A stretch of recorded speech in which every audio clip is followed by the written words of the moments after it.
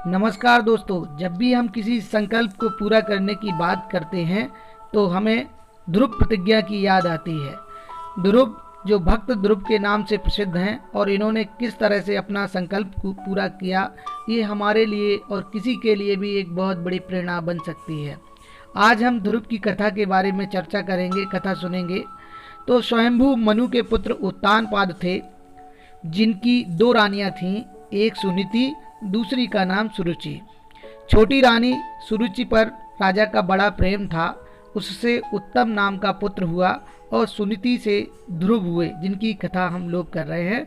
और कथा को आगे सुने, आगे बात करें इससे पहले यदि आप चैनल पर नए हैं तो चैनल को सब्सक्राइब कर लें। तो हाँ साथियों, राजा प्रायः सुरुचि के महल में रहते थे। एक दिन उत्तानपाद सुरुचि के पुत्र उत्तम को गोद में बिठाकर प्यार कर रहे थे। उसी समय ध्रुव जी बालकों के साथ खेलते खेलते वहां पहुंच गए और पिताजी की गोद में बैठना चाहे, परंतु सुरुचि के भय से राजा ने इनकी ओर देखा भी नहीं। ये बालक थे, इससे सिंहासन पर स्वयं चढ़ सकते नहीं थे। अतः इन्होंने कई बार पिताजी को पुकारा, परंतु राजा ने ध्यान नहीं दिया। तब सुरुचि राजा के समीप ही बड़े अभिमान पूर्वक आकर बोली, वत्स, तू राजा की गोद में सिंहासन पर बैठने की इच्छा करता है, तू उसके योग्य नहीं है। तू ये इच्छा न कर, क्योंकि तू हमारे गर्भ से नहीं उत्पन्न हुआ। तू राज सिंहासन का अधिकारी तभी होता जब हमारे उदर से तेरा जन्म हुआ होता। तू बालक है, नहीं जानता है कि तू अन्य स्त्री का पुत्र है। जा पहले तप के द्वारा भगवान को संतुष्ट कर, उनसे वर मांग कि मेरा जन्म सुरुचि से हो, तब हमारा पुत्र होकर राजा के आसन का अधिकारी हो सकता है। अभी तेरी माँ का इतना पुण्य नहीं है। अपने और अपनी माता के विषय में ऐसे निरादर भरे और हृदय में बिंधने वाले विषैले शब्द सुनकर ध्रुव जी स्तब्ध से रह गए और लंबी लंबी सांसें भरने लगे। राजा यह सब देखते सुनते रहे, परंतु कुछ न बोले। बालक ध्रुव चीख मारकर रोते हुए, सांस लेते हुए, ओंठ पड़पड़ाते हुए अपनी माँ के पास आए। माँ ने यह दशा देख तुरंत गोद में उठा लिया ध्रुव को। संघ के बालकों ने पूरा वृतांत सुनाया। तब माँ बोली, बस तू किसी के अमंगल की इच्छा ना कर। कोई दुख दे तो उसे सह लेना चाहिए। सुरुचि के वचन बहुत उत्तम और सत्य हैं। वस्तुतः हम दुर्दशा और हतभाग्या ही हैं। ध्रुव ने पूछा, माँ, मैं और उत्तम दोनों समान रूप से राजकुमार हैं, तब उत्तम क्यों उत्तम है और मैं क्यों अधम हूँ? मैं क्यों गिरा हुआ हूँ? राज सिंहासन क्यों उत्तम के योग्य और मेरे योग्य नहीं है? सुनीति ने उत्तर दिया, बेटा, सुरुचि और उसके पुत्र उत्तम ने पूर्व जन्म में बड़े भारी पुण्य किए हैं, अच्छे कार्य किए हैं। इसी से वे राजा की विशेष प्रेम भाजन हैं, राज सिंहासन आसीन होने के अधिकारी हैं। पुण्य से ही राज सिंहासन मिलता है।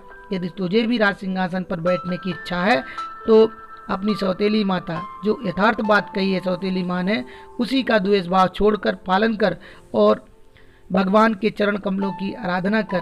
देख, उन श्री हरि के चरण कमलों की आराधना करने से श्री ब्रह्मा जी को भी सर्वोत्तम पद प्राप्त हुआ है, जिनकी मुनिजन भी वंदना करते हैं। माता जी के ऐसे वचन सुनकर बालक ध्रुव यही निश्चय कर माता को प्रणाम करके और आशीर्वाद लेकर चल दिए। रास्ते में श्री नारद मुनि उन्हें मिले और बड़े ही विस्मित होकर बोले, अहो, क्षत्रियों का कैसा अद्भुत तेज है। वे थोड़ा सा भी मान भंग नहीं सह सकते। 5 वर्ष का बालक और इसको भी सौतेली माँ का कटु वचन नहीं भूलता है। इनका अहम तो देखो।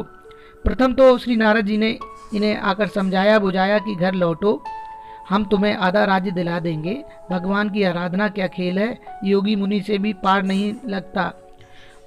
ध्रुव जी ने उत्तर दिया, मैं घोर क्षत्रिय स्वभाव के बस में हूँ। सुरुचि के वचन रूपी बाणों से मेरे हृदय में छिद्र हो गया है।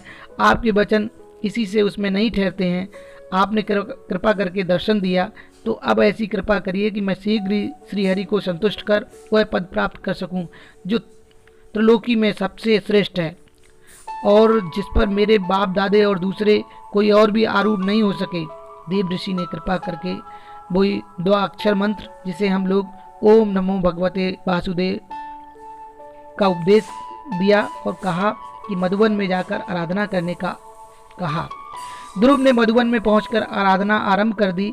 आराधना काल में ध्रुव ने शरीर और 3-3 रात्रि के अंतर से केवल कैथा और बेर खाकर 1 मास व्यतीत किया। दूसरे महीने में 6-6 दिन के अंतर से सूखे पत्ते और घास खाकर भगवत भजन किया। तीसरे में 9 दिन पर केवल जल पीकर आराधना की।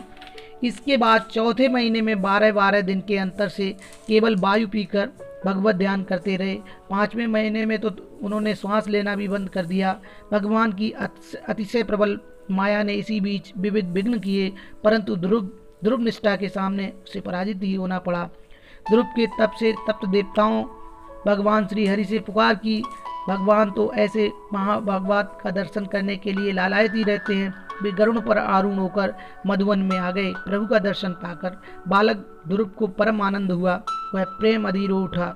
उसने पृथ्वी दंड के समान पड़कर उन्हें प्रणाम किया। हाथ जोड़े हुए, सिर झुकाए विनयावत बालक ध्रुव प्रभु के सामने खड़े होकर स्तुति करना चाहकर भी नहीं कर पाते थे। सर्वांतयामी श्री हरि ने कृपा करके अपने वेदमय संग को उनके कपोल से छुआ दिया। ध्रुव को तत्काल दिव्य वाणी प्राप्त हो गई और वे भगवान की स्तुति करने लगे।